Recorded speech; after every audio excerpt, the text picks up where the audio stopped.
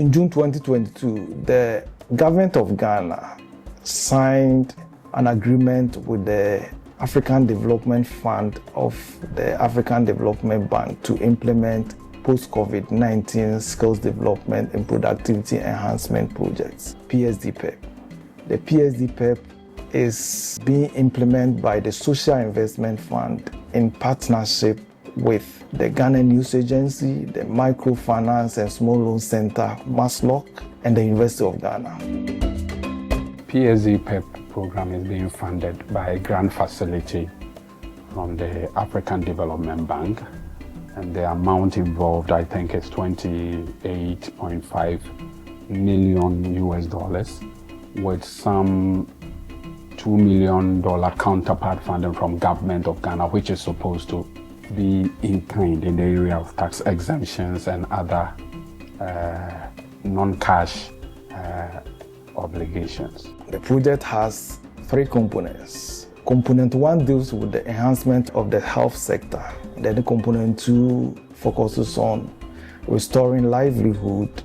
And then component 3 focuses on project management. PSDPEP project, or the post-COVID-19 skill development and livelihood enhancement program, was developed as a post-COVID-19 recovery program to help strengthening the Ghanaian health sector to be able to match up to any future pandemic, and also help those who lost their livelihoods in the course of the pandemic to regain their livelihood. So principally, it is a skill development project intended to restore livelihoods and to also build the resilience of the Ghanaian health sector for any pandemic in the future. And for component 1, the focus is on 3 entities of University of Ghana. They are Department of Medical Microbiology, Biotechnology Center, and the School of Nursing and Midwifery. For biotechnology, there is a research component which is being sponsored by the project, and the research is being done in 4 areas. Sorghum, cowpea, which is being done at the University of Ghana, and then we have cassava, which is being done at Council for Scientific and Industrial Research at Fumesua in Ashanti region. When I assumed office as CEO of Social Investment Fund, which is the implementing agency for the PSDPEP project, the PSDPEP was in red, i.e. it was not doing well, and there were even suggestions for the project to be cancelled. But thankfully, as we speak, the project has moved not from red to yellow, but to green, which signifies that the project is doing quite well.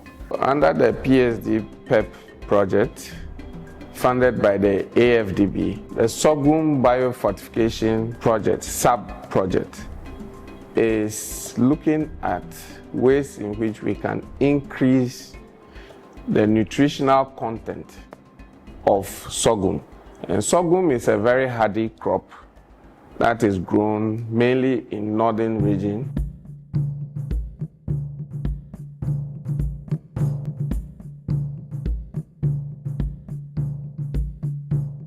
Research institutes, the universities and other stakeholders have worked on cassava for some time now, seeking to address cassava mosaic disease, which is the most economical disease of viruses or viral disease on cassava.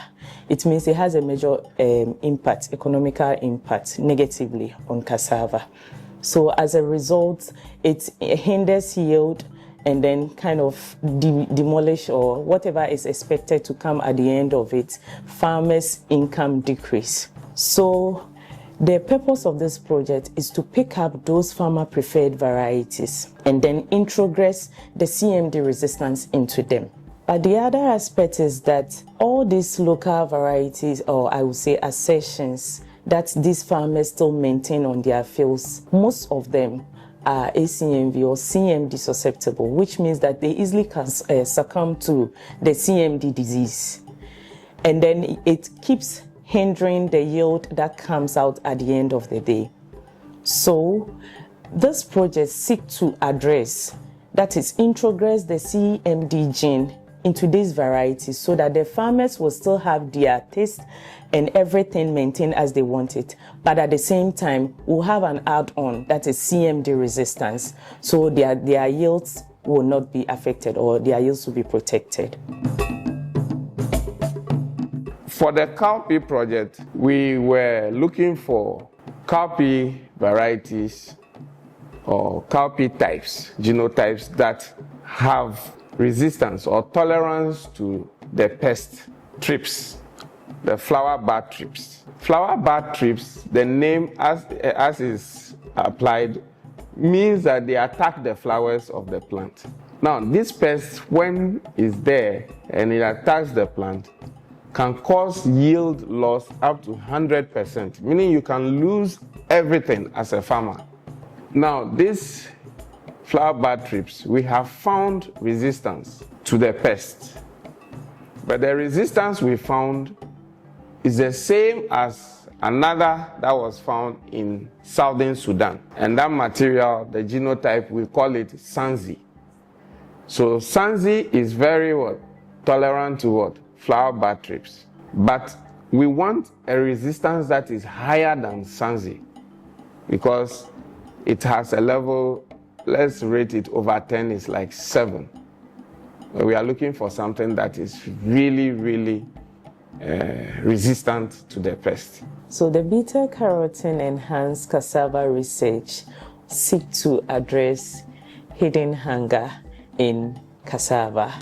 That is, the cassava that we take, we all know is carbohydrates. But once we have an add-on vitamin, like the provitamin A or beta-carotene, it makes the cassava nutritionally enhanced or rich. In that, when you take this cassava, you are not only getting your carbohydrates, but you are also getting a precursor for vitamin A, which helps with good eyesight, which is good for pregnant women, and it's even good for growing children. The challenge of malnutrition is what we are trying to address using sorghum, biofortified sorghum. Sorghum that has rich mineral and vitamins and proteins. So by the end of this project, we hope to have materials that we will test in various locations and see how they perform, and then recommend it for farmers to use. And also, when they use it, then it means the beer that they will be producing will also be richer in nutrients. At the end of the cowpea project, we hope to understand the genes that are responsible for the thrips resistance. And also, we hope to now have materials that are resistant to the thrips, and then do multi-locational trials and test and then release them to farmers. At the end of this project, it is expected that we'll have all the 100 genotypes or more that came out from the crosses. We would have them introgress or the CMD resistance introduced in them, and that will mean that they have higher resistance or tolerance to CMD. And as such, this time when we release it back to the farmers, once they plant it on their fields, they are going to have better yields than before. It is expected that at the end of this beta-carotene enhanced cassava research program, we'll come out with cassava varieties that are rich in beta-carotene, and not only beta-carotene, for our part of the country or Ghana, most people are interested in their fufu. So this beta-carotene cassava is what our farmers usually call banchibodie. It has a yellowish appearance, more yellowish than what we always see with our white cassava. And with that, we would have improved nutrition. But this banchibodie that our farmers usually give us, most of them do not have high poundability. And with poundability, I mean, when you use it for fufu, it's not that, the mealiness is not that good. So through this research, we'll be able to improve, increase nutrition and then increase poundability, and that will boost acceptance to our farmers as well. We are very, very happy to have this funding from AFDB to be able to do this research work and develop these innovations that are critical for the survival of many people and for the productivity of our farmers. So we just want to thank the donors and also thank all the people involved, the Social Investment Fund and the University of Ghana, leadership, as well as Professor Ofe. This is largely as a result of the contribution of the team at the PIU, the procurement specialist, monitoring and evaluation, the administrator, and all the other supporting staff, as well as the team we have from the bank and our other implementing partners like Professor Ofe of the Biotechnology Department of the University of Ghana, Professor Kwame Nasego of the Medical Microbiology Center, Professor Florence Nab of the School of Nursing and Midwifery of the University of Ghana, and Mr. Albert Owusu of the Ghana News Agency. Without their support, without their invaluable contribution, we couldn't have achieved this enviable feat. The project is not done yet, and where we proceed from here is of utmost importance. So we will continue to still ask of their maximum cooperation and dedication to ensure that we are able to bring this project to a successful closure in 2027. It is expected that we have extra or more funds to bring this particular research. That's the CMD introgress into farmer preferred varieties. Yes, CMD resistance introgress into farmer preferred varieties, as well as the beta-carotene enhanced cassava research to a better conclusion.